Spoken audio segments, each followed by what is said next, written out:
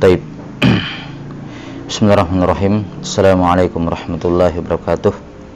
Alhamdulillahi rabbil alamin. Wassalatu wassalamu ala asyrafil anbiya'i wal mursalin, nabiyyina Muhammadin wa ala alihi wa sahbihi ajma'in.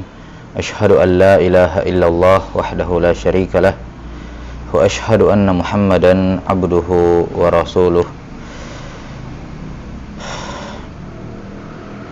Amma ba'd.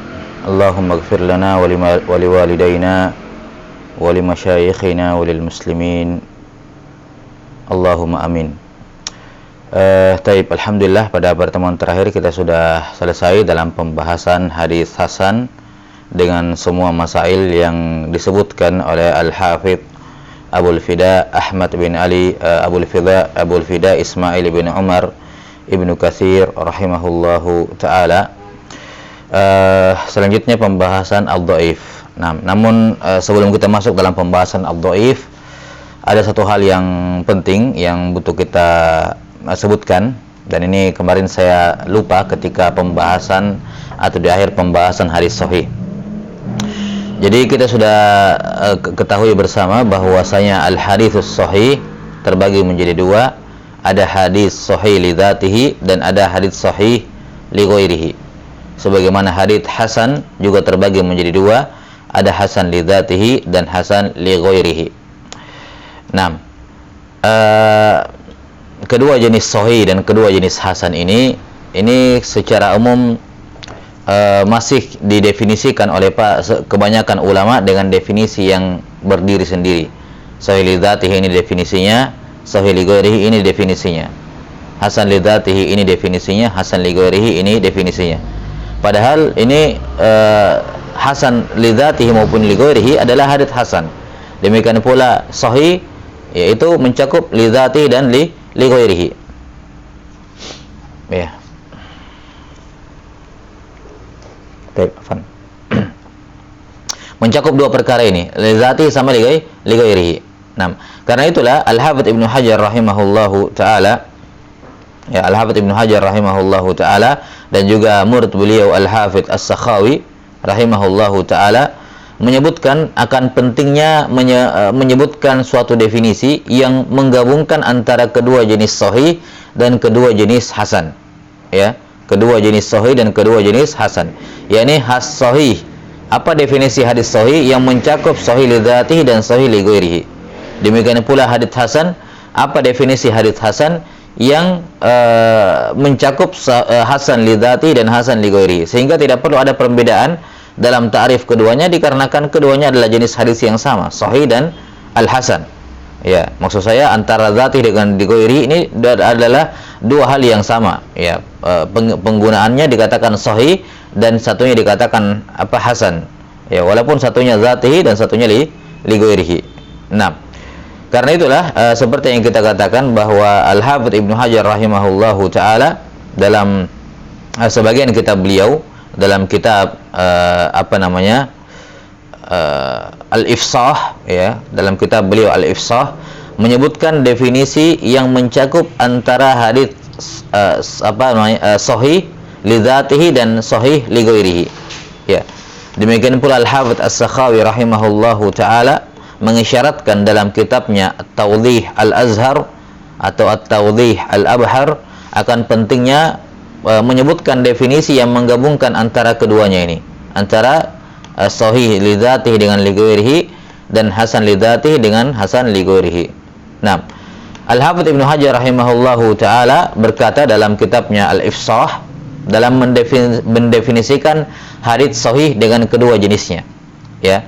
Kata beliau bahwa hadits sahih yang menghimpun keduanya adalah al-haditsul ladzi yattasilu isnaduhu binaqlil adli tammid dhabt awil qasiri anhu idza atadada am mislihi, iya, ila muntahahu wala yakunu syadzan wala muallala.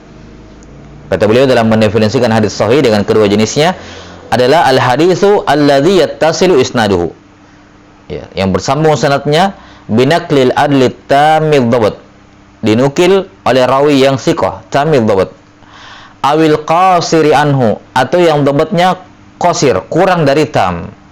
Ya, ini apa? Hadits hasan tentunya. Tapi kata beliau, idza atadada am mislihi. Ya, jika hadits hasan ini diperkuat dengan dikuatkan dengan yang semisalnya, yakni sama-sama hadits hasan juga. Makanya beliau tidak mengatakan an mislihi au nahwihi, tapi harus mislihi, yakni harus hasan juga. Sehingga hasan dengan hasan itu bisa naik ke derajat sahih li ghairihi. Nah, ila muntahahu, sampai akhir sanad seperti ini, wala yakunu syadzan wala muallala. Dan harusnya tidak boleh syadz, tidak boleh muallal. Taib, ini definisi yang disebutkan oleh Al-Hafidz Ibnu Hajar rahimahullahu taala ketika beliau memberikan definisi sahih yang mencakup keduanya, ya, sahih li dzatihi dan sahih li ghairihi. Al-haditsul ladzi yattasilu isnaduhu binaqlil adli tamil dhabt awil qasiri anhu idza atadada am mislihi ila muntahahu wa la yakunu syadzan wa la muallala. Taib. Nah, ini hadis tarif untuk hadis sahih dengan kedua jenisnya. Nah, dan apa namanya, yang unik dalam hal ini bahwa Al-Hafidz Ibnu Hajar rahimahullahu taala dalam Nuzhatun Nadhar, ya, beliau menyebutkan bahwa sangat penting untuk menyebutkan atau membuat suatu definisi yang menggabungkan antara sahih li dzati dengan li ghairihi. Ya. Antara sahih li dzati dengan sahih li ghairihi, hasan li dzati dengan hasan li ghairihi. Itu beliau sebutkan di Nuzhatun Nadhar. Padahal definisi yang beliau sebutkan tadi yang menggabungkan antara sahih li dzati dengan sahih li ghairihi itu beliau sebutkan dalam kitab beliau Al-Ifsah fi Nukat ala Ibnu Shalah. Al-Ifsah fi Nukat ala Ibnu Shalah. Di mana kitab Al-Ifsah fi Nukat ala Ibnu Shalah ini lebih dahulu ditulis oleh Al-Hafidz Ibnu Hajar dibandingkan Nuzhah. Ya, dibandingkan apa? Nuzhah. Jadi beliau sudah sebutkan ta'rif yang menggabungkan keduanya di Al-Ifsah. Kemudian belakangan ketika beliau menulis An-Nuzhah, ya, beliau menyebutkan penting untuk menyebutkan definisi. Ya, jadi wallahu alam kelihatannya beliau lupa dengan apa yang beliau tuliskan sebelumnya. Dan ini suatu hal yang manusiawi tentunya, ya, suatu hal yang manusiawi. Dan dikarenakan kebanyakan ulama yang menulis dalam buku-buku mustalahul hadis tidak ada yang menyebutkan ta'rif ini yang menggabungkan antara li dzati dengan li ghairi, dan ini menjadi masyhur. Menjadi apa? Menjadi masyhur. Nah, menjadi masyhur. Sehingga ini disebutkan udzur, ya, untuk Al-Hafidz Ibnu Hajar bahwa terkadang seorang itu lupa akan suatu maklumat yang dia miliki dikarenakan ada sesuatu yang lebih masyhur dibandingkan apa yang diketahui. Akhirnya dia lupa. Maka tatkala ketika beliau menulis Nuzhah, ketika itu, ya, tidak ada pembedaan, tidak masyhur ada ta'rif yang menggabungkan antara keduanya, ya, akhirnya beliau pun lupa padahal beliau sudah tulis di kitab Al-Ifsah penggabungan tersebut. Jelas sampai sini? Nah, karena itulah ini menunjukkan bahwasanya ilmu itu merupakan fadlun minallah. Ya. Tidak hanya berbicara mengenai orang banyak, tapi pada diri sendiri. Kadang seorang itu mendapatkan fathun minallah, kadang mendapatkan suatu ilmu yang baru dari Allah Subhanahu wa taala, sebagaimana yang disebutkan dari Ibnu Shalah rahimahullah yang pertama kali membagi hasan menjadi dua, menjamak antara ta'rif siapa Tirmidzi dengan Al-Khattabi, dikatakan ini fathun minallah. Tapi terkadang juga seorang yadhalu an ilmihi, seorang lalai dari lupa akan ilmu yang selama ini dia diketahui karena faktor-faktor tertentu. Taib. Ini apa yang disebutkan oleh beliau rahimahullahu taala dalam hadits sahih, ya, yang menggabungkan antara keduanya. 6. Sehingga kalau kita merujuk dari definisi hadits sahih yang beliau sebutkan tadi, kita bisa merumuskan juga definisi hadits hasan yang menggabungkan antara hasan li dzati dengan hasan li ghairihi. Ya, kita katakan hadits hasan yang menggabungkan keduanya adalah ma rawahu adlun khaffadabtuhu, ya, bisanadin muttasil, ya, atau kalau kita gunakan sesuai dengan urutannya tadi, Al-Hafidz Ibnu Hajar dikatakan al-hadis alladzi ittasala sanaduhu, ya, yang bersambung apa? Sanadnya binakli adlin, ya, khafifud dhabt, khafif ad-dhabt, au kana dha'fuhu khafifan wa i'tadada ghaira mu'allalin wala syadz. Ya. Jadi al-hadis alladzi ittasala sanaduhu. Ya, yang bersambung apa? Yang bersambung sanadnya. 6. Yang bersambung sanadnya. Binakli adlin khafiful dhabt. Dinukil oleh rawi yang adil dan khafiful dhabt. Ya ini hasan. Ya. Au kana dha'fuhu khafifan wa atadada. Atau dia dhaif dan dhaifnya khafif wa atadada dan dia mendapatkan penguat. Yani wa atadada bimithlihi. Ya, dia mendapatkan penguat dari yang semisalnya. Ya ini sama-sama dhaif juga. Ghairu mu'allalin wala syadz, atau tidak perlu dipersyaratkan misli karena hadits hasan dhaif bisa dikuatkan dengan hadits hasan juga sehingga dhaif ini naik ke hasan li ghairihi. Ya, atau cukup dikatakan wa atadada. Ya, yang apa namanya? Dikuatkan ya. Dia dhaif yang khafif ya, apa namanya? Au kana dha'fuhu khafifan wa atadada binahwihi. Mungkin bisa dikatakan seperti itu. Nahwihi ghairu mu'allalin wala syadz, tidak mu'allal dan tidak pula syadz. Nah, ini yang kedua adalah ta'rif untuk hasan dengan kedua bentuknya, hasan li dzati dan hasan li ghairihi. Hasan li ghairihi pada kalimat au kana dha'fuhu khafifan wa atadada. Ya, wa atadada yakni di apa namanya? Dikuatkan oleh apa? Ya kalau mau ditafsir sebenarnya lebih bisa dikatakan wa atadada bimislihi au fauqahu. Ya. Dia dengan diperkuat dengan yang semisal dengannya, ya ini sama-sama dhaif atau di atasnya. Ya ini hasan atau bahkan mungkin sahih yang mendukung hadis dhaif tersebut, ini bisa naik ke derajat hasan li ghairihi. Baik. Maka ini satu hal yang penting ya, merumuskan suatu istilah atau definisi yang mencakup kedua jenis sahih dan kedua jenis hasan, dan ini telah disebutkan oleh Al-Hafidz Ibnu Hajar rahimahullah dalam kitabnya Al-Ifsah fi Nukat ala Ibn Salah. Baik.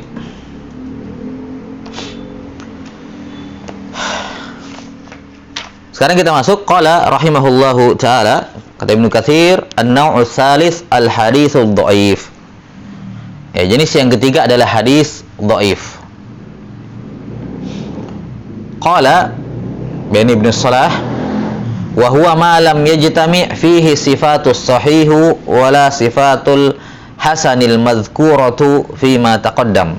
Al madhkuratu ya naat bagi sifatus sahih wala sifatul hasanil madhkuratu fi ma taqaddam. Dhaif adalah hadis ya yang lam yajtami' fihi, yang tidak terhimpun padanya, tidak berkumpul padanya semua sifat-sifat sahih dan tidak pula semua sifat-sifat hasan. Jadi harus semuanya. Kapan ada tidak terpenuhi walaupun satu, maka ini dikatakan hadis dhaif. Al-madhkuratu fi ma taqaddam, yang tersebut sebelumnya. Baik. Sebelumnya hadis ad-dhaif, ya, hadis dhaif ini disebutkan juga oleh sebagian ahlul ilm akan pentingnya memahami istilah ad-dhaif di kalangan ahlul ilm. Jadi penyebutan kata dhaif di kalangan ahlul ilm itu memiliki dua itlaq. Memiliki dua itlaqan, ya, memiliki dua penggunaan. Ada istimalun am, ya. Ada penggunaan dhaif dalam artian umum dan ada istimal khas.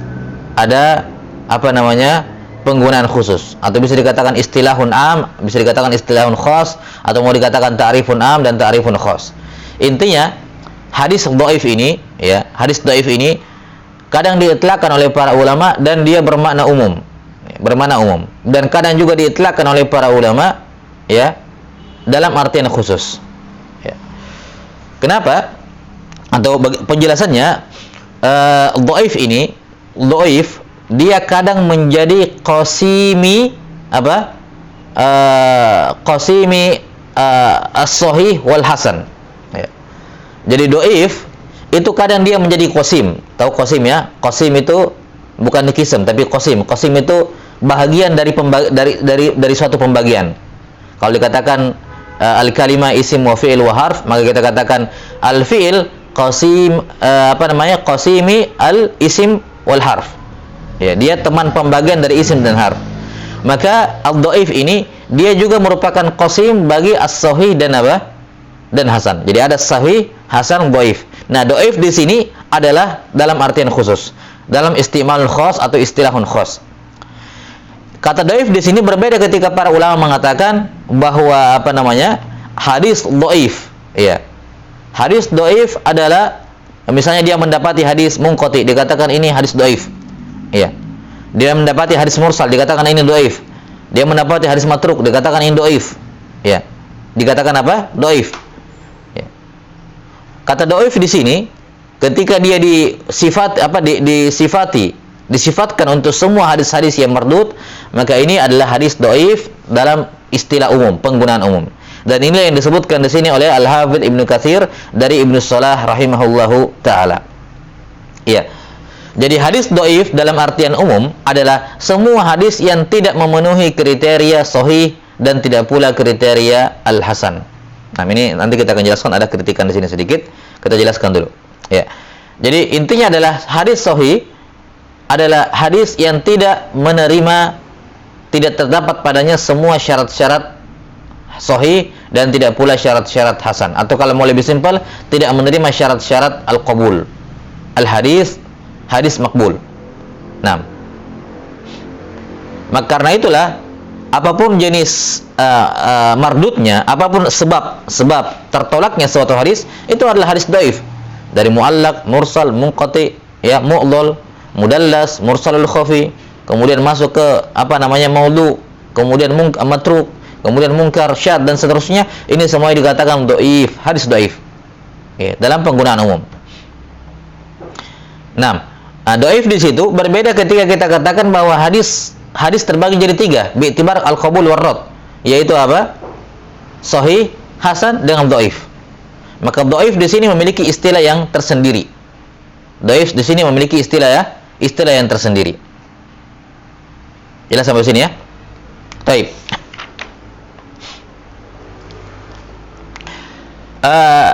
Kalau kita melihat antara sahih dengan hasan, misalnya kayak kemarin kita sempat sebutkan, ya, atau bukan di sini ya, di Nuzha, ya.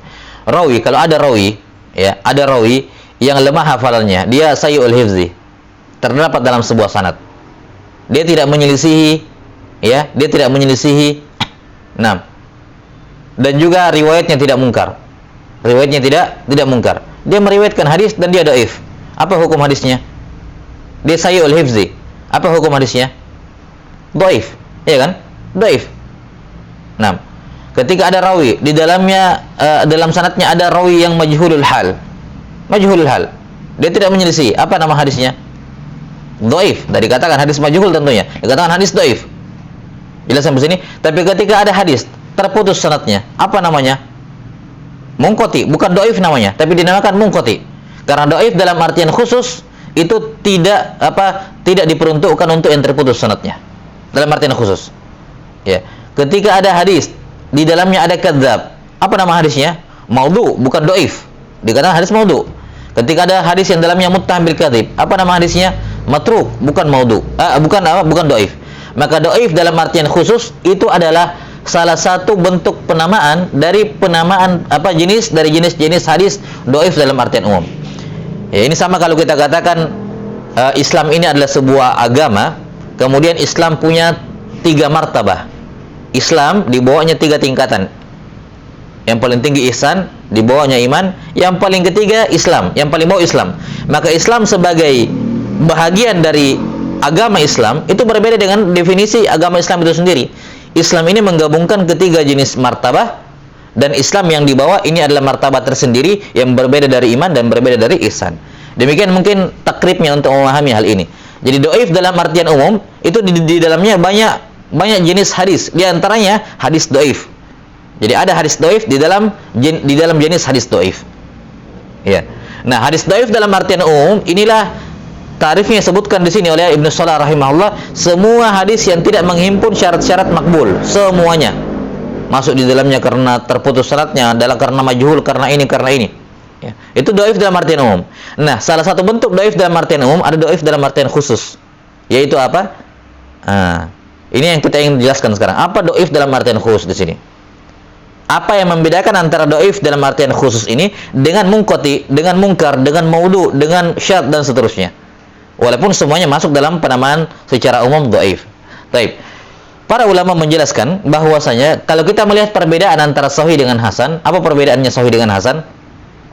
Perbedaan antara sahih dengan hasan adalah dhabat, kan begitu ya? Yang lainnya dipersyaratkan. Yang lainnya dipersyaratkan. Ittisalus sanad, hadis sahih harus ittisalus sanad. Hasan juga iya. Adalatul ruwat juga dipersyaratkan pada sahih dan hasan. Ghairu syadz dipersyaratkan. Ghairu mu'allal juga dipersyaratkan pada keduanya. Dhabat juga dipersyaratkan pada keduanya. Bedanya, yang membedakan antara sahih dengan hasan, kalau sahih tamamud dhabat, kalau hasan khafiful dhabat, kan begitu. Maka dari sini para ulama mengatakan demikian pula dhaif. Yang membedakan antara dhaif dalam artian khusus dengan hasan dan dhaif, dengan hasan dan sahih, yang membedakannya adalah dhabat. Artinya apa? Dalam hadis dhaif itu harus muttasil sanadnya. Hadis dhaif dalam artian khusus itu juga dipersyaratkan muttasil. Dipersyaratkan adalatul ruwat, dipersyaratkan ghairu ada musyadz, dipersyaratkan ghairu ada mu'illatil qadihah, illatin qadihah. Dipersyaratkan. Terus apa yang membedakan dengan sebelumnya? Yang membedakannya juga dalam kadar dhabat. Bahwa ini dalam hadis dhaif ini naqis ad-dhabat. Ya, naqis ad-dhabat. Ini yang dibahasakan dengan sayyi'ul hifzi atau katsirul auham, ya, dan semacamnya. Ya, atau yang semacamnya. Naqis ad-dhabat. Ini perbedaannya. Ini perbedaannya. Jelas? Maka para ulama menjelaskan bahwa keempat syarat hadis yang makbul yaitu ittisalus sanad, adalatul ruwat, kemudian ada musyadz dan adamul illa al-qadihah, ini dipersyaratkan pada sahih, hasan dan dhaif. Yang membedakan antara ketiganya adalah sahih tamamul dhabat, ya, hasan khafiful dhabat, dhaif naqis ad-dhabat. Ya, naqis ad-dhabat. Jadi pembedaannya semuanya pada dhabatnya. Pada apa? Dhabatnya. Jelas sampai sini ya? Baik. Naqis ad-dhabat atau majhulul dhabat, sebagaimana pada majhulul hal dikatakan dhaif hadisnya. Kenapa? Karena dhabatnya tidak diketahui. Dhabatnya tidak diketahui. Sayyi'ul hifzi, kenapa dikatakan dhaif? Karena jelek naqis dhabatnya. Ya.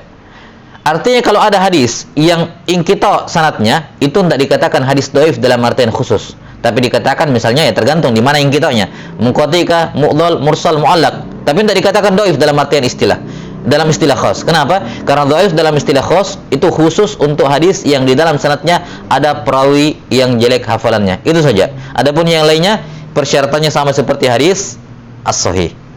Iya. Demikian pula hadits al-hasan. Bila sampai sini, ini juga jarang ditambih ta'rif hadis dhaif dalam artian khusus ini. Kebanyakannya ketika menyebutkan sahih, hasan, dhaif di sini ya seperti yang dikatakan di sini oleh beliau rahimahullahu taala, dhaif di sini adalah semua yang tidak memenuhi syarat sahih dan tidak pula hasan, ya dia dhaif. Sama seperti ketika ditarif alamatul harf, ya, ma la yasluhu ma'ahu dalilul ismi wala dalilul fi'li. Ya, maka dhaif, afwan saya tadi di awal agak clear ya. Jadi dhaif dalam artian umum ini adalah apa? Adalah semua hadis yang mencakup semua hadis yang tidak masuk dalam kategori sahih dengan hasan. Semua masuk semua di situ. Masuk semua di situ. Apapun asbab ar-ratnya. Nah, adapun dhaif dalam artian khusus, nah ini yang kita katakan tadi, yang membedakan antara dia dengan sahih dan hasan adalah dalam masalah al-dhabat. Dalam masalah al-dhabat. Nah, wallahu taala alam bis-shawab. Nah, summa qala rahimahullahu taala.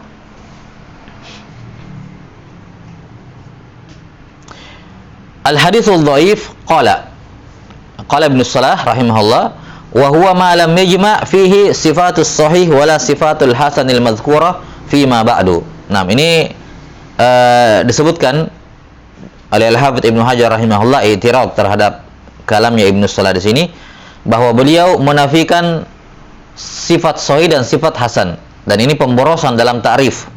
Ya. Kenapa? Karena sahih berada di tingkatan di atas dan hasan berada di tingkatan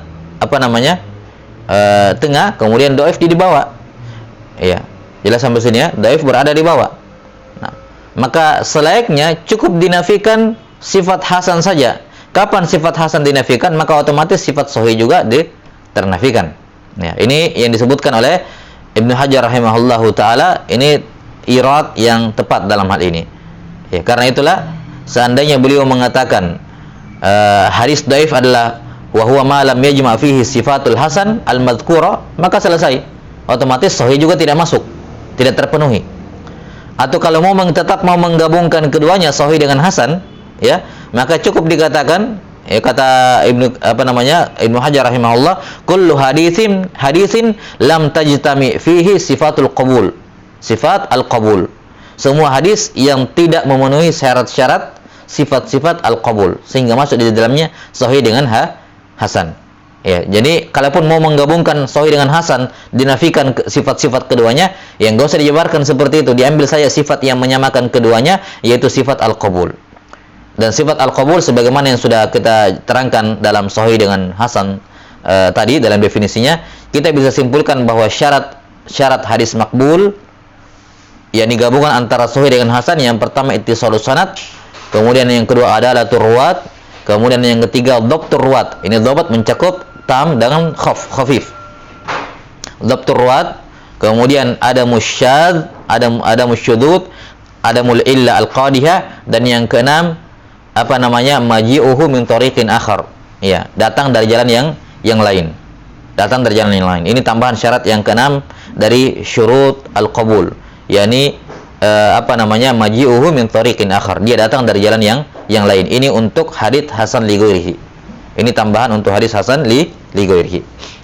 Baik, summa qala rahimahullahu taala, "Tsumma takallama ala ta'dadihi wa tanawwu'ihi bi'tibari faqdihi wahidatan min sifatis sihhati aw aktsar aw jami'iha." Setelah itu Ibnu Salah rahimahullahu taala mulai menyebutkan jumlah ta'dad, dihitung satu persatu hadis dhaif dan anwa'nya. Ya, dari sudut pandang bi faqdihi wahidatan min sifatis sihha wa aktsar. Ya. 6. Dari sisi kehilangan satu sifat atau lebih. Ya, au jami'nya atau seluruhnya. Fayanqasimu hina idzin ila al-mawdu'i wal maqlubi wasyadzi wal mu'allali wal muttaribi wal mursali wal munqati wal mu'dali wa ghairi dzalik. Baik. Ini diringkas oleh Ibnu Katsir rahimahullahu taala, ta'dadnya di mana Ibnu Salah rahimahullah menyebutkan seluruhnya. 6. Ibnu Salah rahimahullahu taala berkata, wa hiya katsirah wa atnaba Abu Hatim Ibn Hibban fabalagha aqsamahu 50 illa wahida. Kata Ibnu Salah rahimahullah, dan Abu Hatim Al-Busti yakni Ibnu Hibban telah sangat baik membawakan telah menyebutkan aksamnya sampai beliau menghitung, ya, totalnya ada 49 hadis ad-dhaif. 49 hadis ad-dhaif. Nah, kemudian disebutkan oleh Suyuti rahimahullah dalam Tadribur Rawi, ya. Beliau mengatakan bahwa ada sebagian ahlul ilm yang sampai pada 129 hadis dhaif.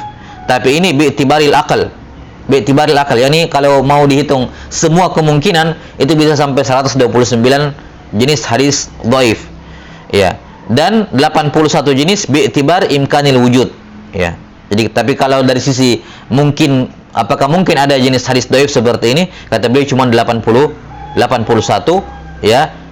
Itu pun imkanul wujud wa illam yatahaqqaq uquuhu. Ya, ini sekedar mungkin walaupun belum tentu ada di lapangan, ya, jenis hadis dhaif seperti ini. Taib, kenapa bisa para ulama membagi hadis dhaif sampai seperti ini, ya? Anggaplah kitab Ibnu Hibban yang 49, ya, 49. Bahkan ada yang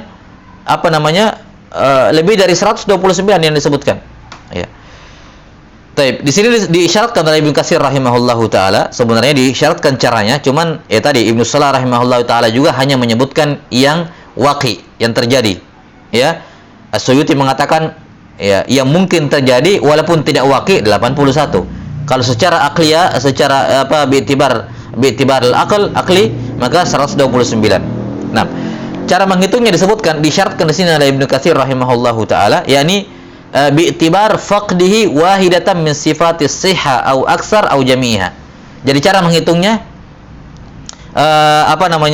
dilihat berdasarkan apa? Dihilangkan satu persatu sifat sahih, sifat qabul ataukah semuanya? Sifat sahih atau semuanya? Nah, misalnya anggaplah sifat kita sudah sebutkan sifat sahih kan ada 5. Ya. Ittisalus sanad. Ya, ini pun macam-macam kan. Kemudian adalah dhabat, ya. Ada musyudzud dan ada muallal, ada illa qariyah. Ini masing-masing satu persatunya saya sudah berapa? Inqita. Yang khafi dengan zahir itu sudah berapa? Ya kan? Kemudian dhabat, macam-macam asbabud dhaf. Asbabud dhaf ada banyak. Adalah ruwat. Adalah turwat. Ta'an fil adalah ada 5. Ta'an fil dhabat ada 5. Ini inqita ada berapa? Muallaq, mursal, munqati dan mu'dhal. Ya, mursal, muallaq, kemudian mu'dhal dan munqati ada 4.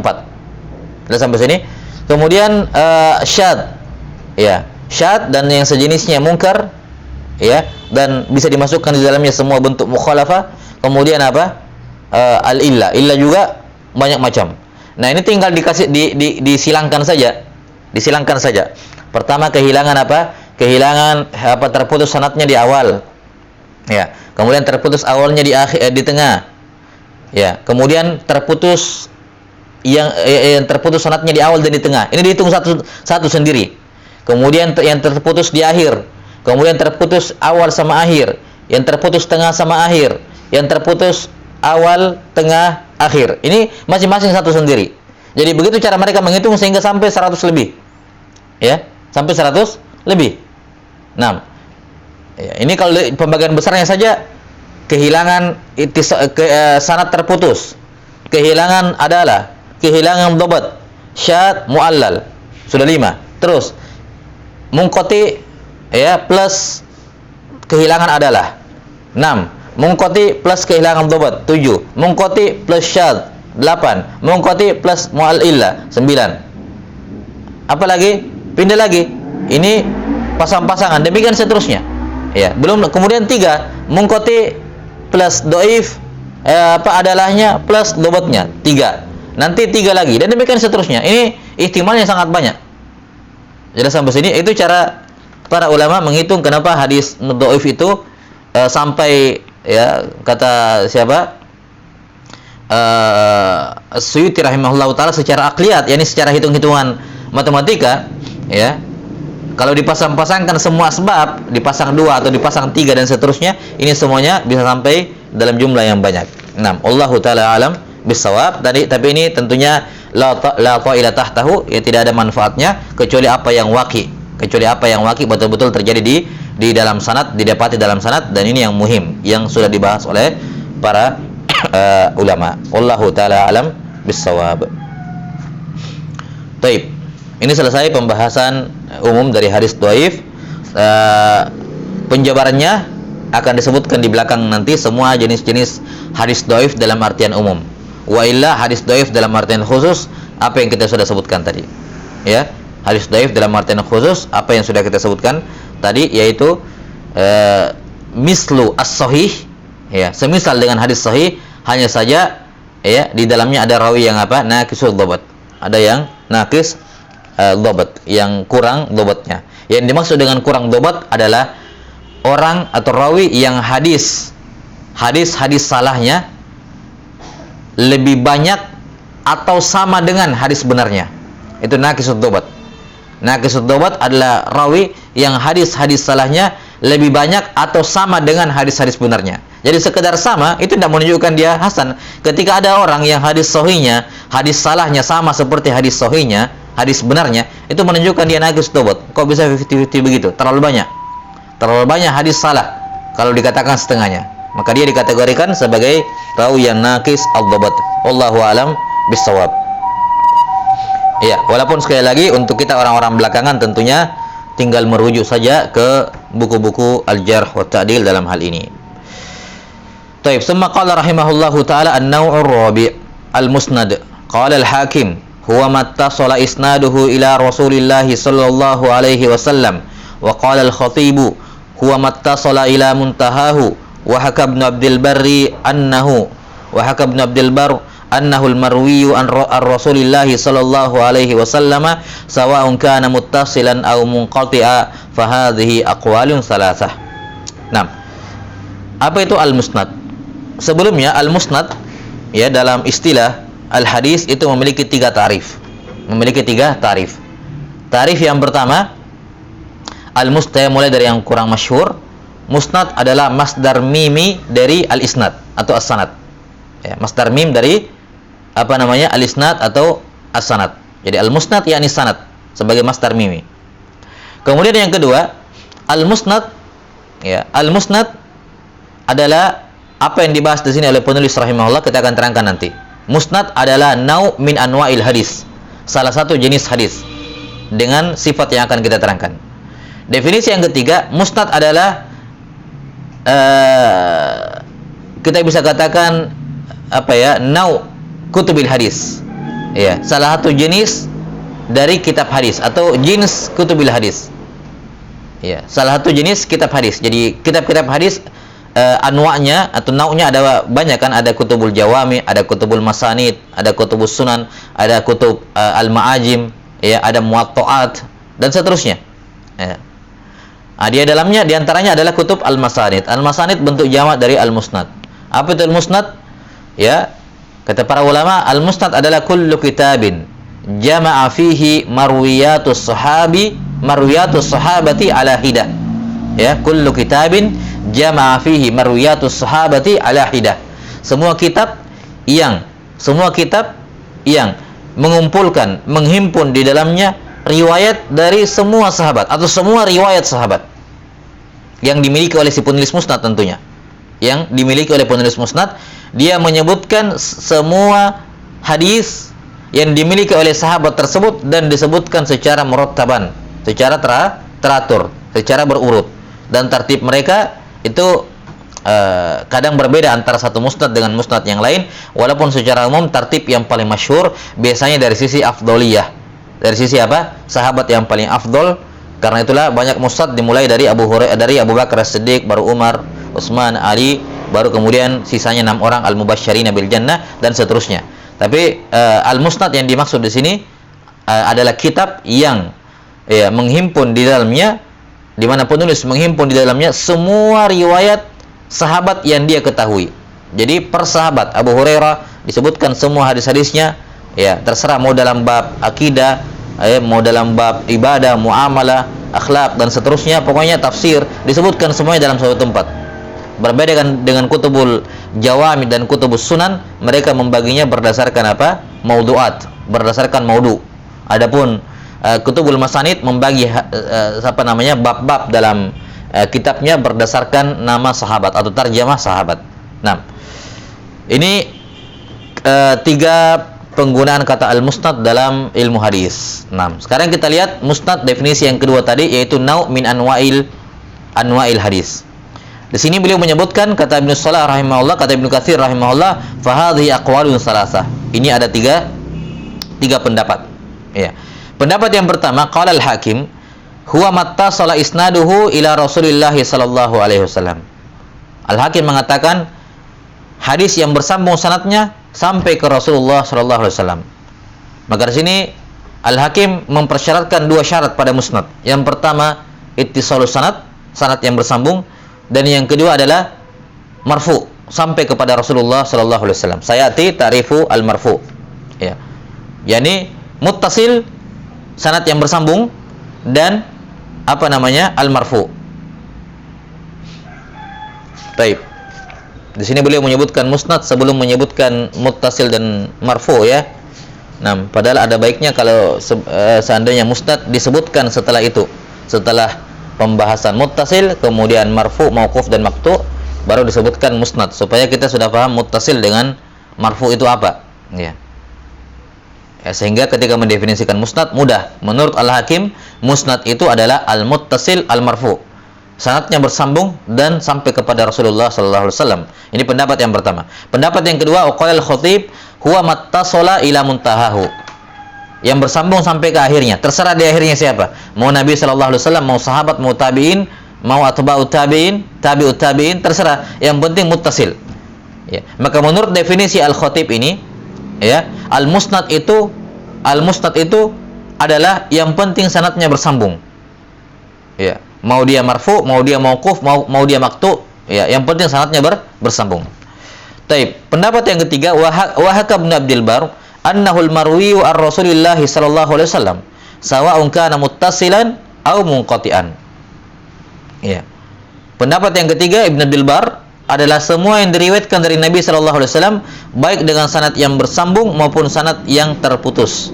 Ya, berarti menurut Ibnu Abdul Bar, ya, rahimahullahu taala, al-musnad itu muradifu, ya, yuradifu al-marfu. Sama seperti marfu, pokoknya sampai kepada Nabi sallallahu alaihi wasallam. Mau pakai sanad mau tidak, ya, terserah. Jelas ya? Ini 3 pendapat yang disebutkan oleh Ibnu Katsir rahimahullahu taala dalam ta'rif hadis 6 al-musnad. Wa as-sahih wal masyhur adalah pendapat dari Al-Hakim rahimahullahu taala. Pendapat yang pertama, bahwa hadis musnad adalah hadis yang bersambung sanadnya dan sampai kepada Rasulullah sallallahu alaihi wasallam. Walaupun perhatikan, yang dimaksud dengan ittisalus sanad di sini adalah zahirul ittisal. Zahir apa? Al-ittisal. Yakni yang penting bukan inqita zahir. Nah, karena itulah dalam hadis-hadis yang dikatakan sebagai yang menghimpun hadis-hadis yang dikatakan al-musnad, yakni dengan sanad, ya, dengan sanad itu kadang didapati di dalamnya tadlis, kadang didapati mursalul khafi, tapi itu tidak mengeluarkan dia dari penamaan al-musnad, ya, dari penamaan al-musnad. Ingat, kita tidak berbicara mengenai kitab musnad, kita berbicara jenis hadis musnad.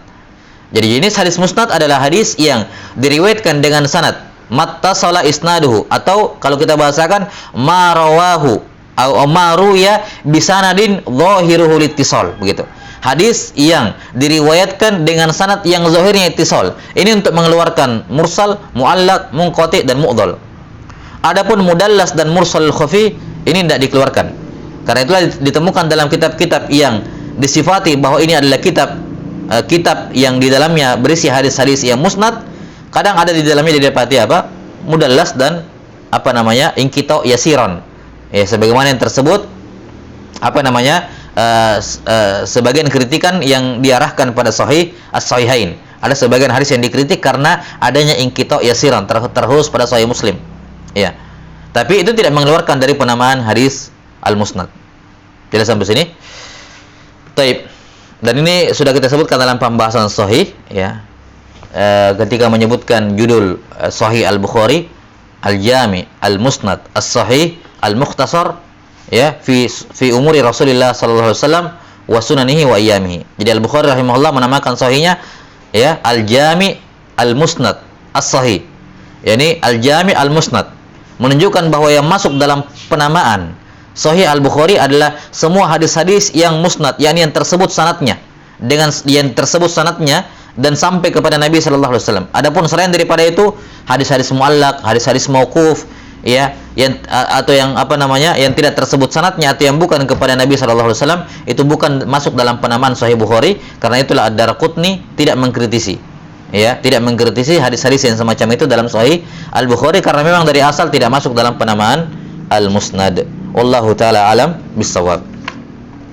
Summa qala rahimahullahu taala an-naul khamis. Jadi kesimpulan al-musnad adalah al-muttasil, yakni al-muttasil yang dimaksud di sini zahiruhu al-ittisal wal marfu, dan marfu sampai ke Nabi sallallahu alaihi wasallam.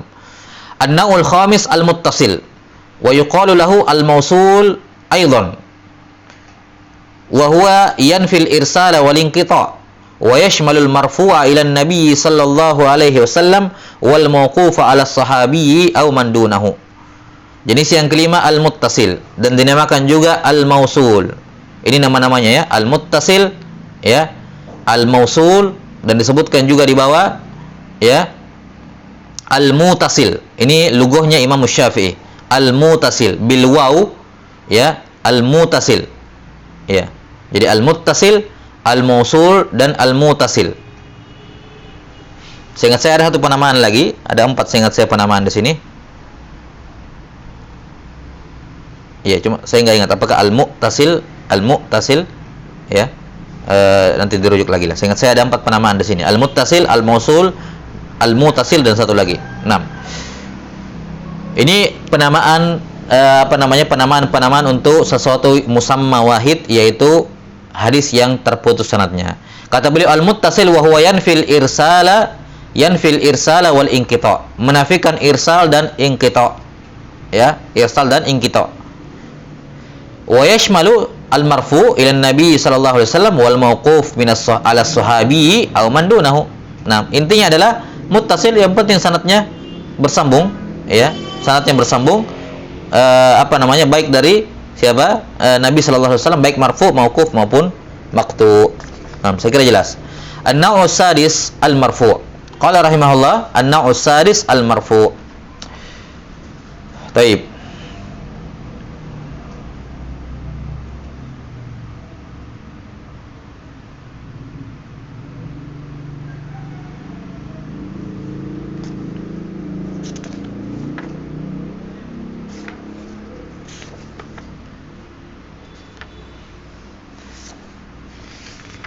Labas, saya kira cukup dulu sampai sini.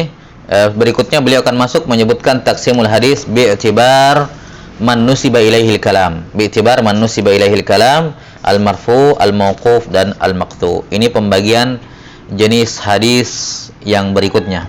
Ya, kita sudah sebutkan jenis hadis yang pertama, yaitu jenis hadis yakni khobar bi'tibar al-qabul war-rad. Ada 2, ada 3, sahih, hasan dan dhaif. Sahih, hasan dan dhaif. Berikutnya adalah taksimul hadis bi'tibar man nusiba ilaihil kalam. Juga ada 3, al-marfu, al-mauquf dan al-maqtu. Wallahu taala alam bisawab. Afwan tadi agak telat ya. Qadarullah. Naktabi bihadzal qadar wal ilmu indallah. Nas'alullaha taala yu'allimana mimma yanfa'una wa ay yanfa'ana bima 'allamana innahu waliyyu dzalika wal qadiru alaih. Subhanakallahumma bihamdik asyhadu an la ilaha illa anta astaghfiruka wa atubu ilaik. Walhamdulillahi rabbil alamin. Assalamualaikum warahmatullahi wabarakatuh.